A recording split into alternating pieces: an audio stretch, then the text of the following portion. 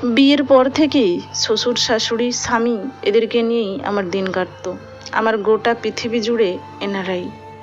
আমার এক ননদ ছিল, তার বিয়ে হয়ে গেছে। কাজের সূত্রে আমার স্বামী বিদেশে থাকে। আমাকে অবশ্য নিয়ে যেতে চেয়েছিল ওর কাছে।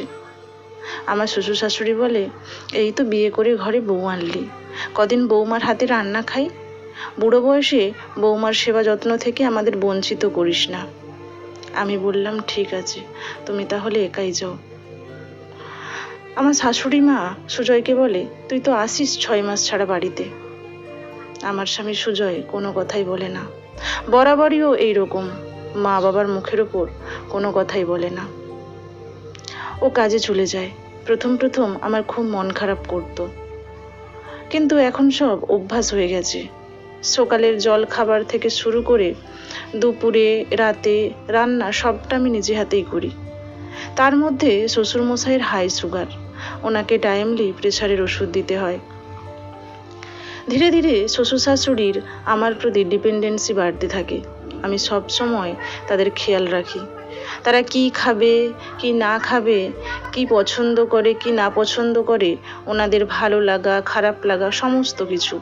এমনকি রেগুলার তাদের জামা কাপড় কেচে দেওয়া থেকে শুরু করে স্নানের গরম জল দেওয়া সব আমি নিজে হাতেই করি।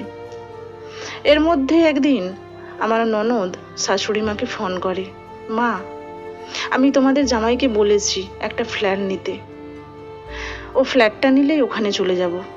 আর ভালো লাগছে না এখানে থাকতে। সব সময় শ্বশুর শাশুড়ির এটা দাও ওটা দাও, এই ফারমাইশ শুনতে শুনতে জীবনটা আমার শেষ হয়ে গেল। আমার শাশুড়ি মা বলে, বেশ তো, তুই বল অমিতকে তাড়াতাড়ি একটা ফ্ল্যাটের ব্যবস্থা করতে।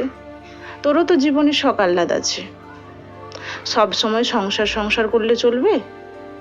এখন তোদের খুশিতে থাকার সময়, এটা তো অমিতকে বুঝতে হবে।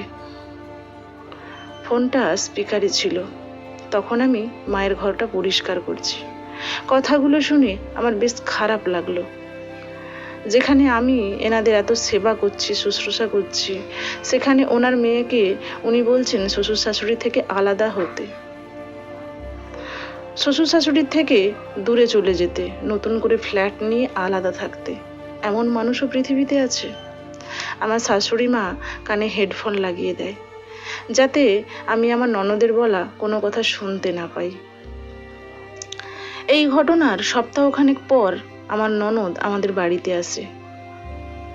ও বলে, মা, আমরা আলাদা হয়ে গেছি, এবার আর তোমাদের কাছে আসার জন্য শাশুড়ি মার পারমিশন নিতে হবে না। বাহ বাহ, বেশ করেছিস, দেখিস অমিত যেন তোর কথা শুনে চলে। হ্যাঁ মা, ও নিয়ে তুমি ভেবো না, তোমার জামাই আমার কথায় উঠে বসে।